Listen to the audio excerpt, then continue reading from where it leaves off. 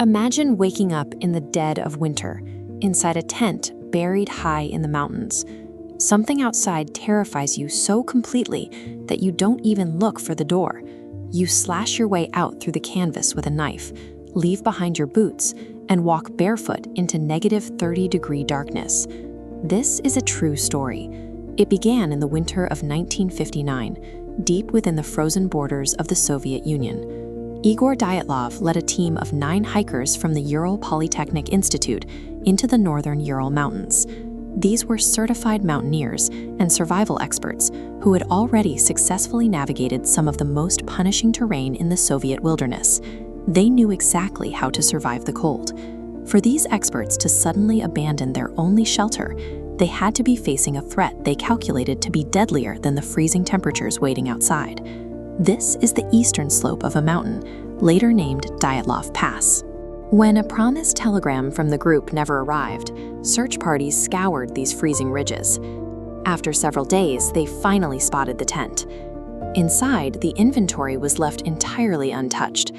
Backpacks, camera equipment, warm jackets, boots, and rations of food were all sitting exactly where they belonged.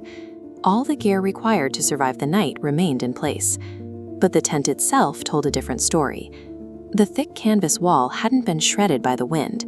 It had been sliced open with a knife, deliberately, from the inside out. The entire scene presented a deeply disturbing contradiction. The group had abandoned their only defense against the elements, choosing certain exposure over whatever was happening inside that tent. Outside the slashed canvas, investigators found a trail of footprints leading downhill toward the tree line. The tracks didn't show a blind, frantic run. The stride lengths indicated the group walked at a measured pace away from the camp.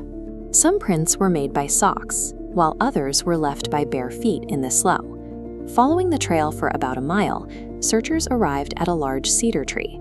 Beneath its branches, they found the first 2 bodies. Both men were barefoot and stripped down to their underwear. Beside them in the snow lay the ashes of a small, inadequate campfire. Looking up, searchers noticed something odd. The branches of the cedar tree were broken off nearly 5 meters high. Someone had climbed the trunk, stripping the wood with their bare hands, apparently trying to get a vantage point to see back up the slope. It looked like a tactical retreat.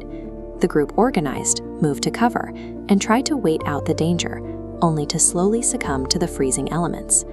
Over the next few weeks, more bodies were found scattered between the tree and the tent. But it wasn't until months later, after the spring thaw melted the deep snow, that the final 4 hikers were discovered, buried at the bottom of a nearby ravine. The autopsies of these final victims revealed devastating internal trauma. One hiker had a crushed skull. Another had multiple fractured ribs. This diagram shows the specific nature of the trauma.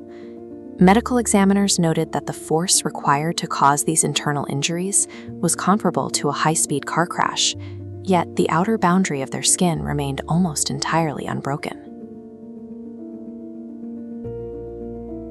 The physical findings only grew more bizarre. Soft facial tissue was missing from several victims, and one woman was missing her tongue. Further tests even revealed traces of radiation on their clothing. With no footprints from attackers and a series of contradictory findings, Soviet authorities quietly closed the case. They blamed the deaths on an unknown, compelling natural force, creating a vacuum that has been filled by decades of theories involving secret weapon tests and unidentified flying objects. In 2021, researchers used computer simulations and snow movement models to attempt a final reconstruction. This image captures the destructive potential of mountain snow. While a standard avalanche would have swept the camp away, the simulation identified a more localized mechanism, a delayed slab avalanche. This diagram shows the sequence. On the slope above the camp, a hidden weak layer of snow quietly collapses. This causes a heavy, solid block of ice to detach and drop directly onto the tent hours after the hikers had pitched camp. When that solid block drops, it acts like a massive vice. This explains the internal injuries. The weight is heavy enough to snap ribs and crush skulls, but because the force is distributed evenly by a flat slab, the skin can remain externally unblemished. This model provides a potential explanation for why the group moved so slowly. Fearing that any sudden vibration could trigger a secondary, larger collapse, the hikers would have had to move with extreme caution, walking calmly downhill rather than running. The delayed slab avalanche model is currently the most prominent scientific theory. It transforms a supernatural horror story into a sequence of rational, yet ultimately fatal survival decisions. However, the theory still faces skepticism. While some attribute the missing tissue to natural decomposition and the radiation to environmental contamination, these explanations don't satisfy those who find the specific combination of these elements too strange to be a coincidence. That lingering doubt is why Dyatlov Pass continues to fascinate. It remains a rare instance where the more evidence we find, the more difficult it becomes to form a single, cohesive truth. We have supercomputers and advanced physics, but the Ural Mountains serve as a reminder that nature still guards secrets that science may never fully reconcile.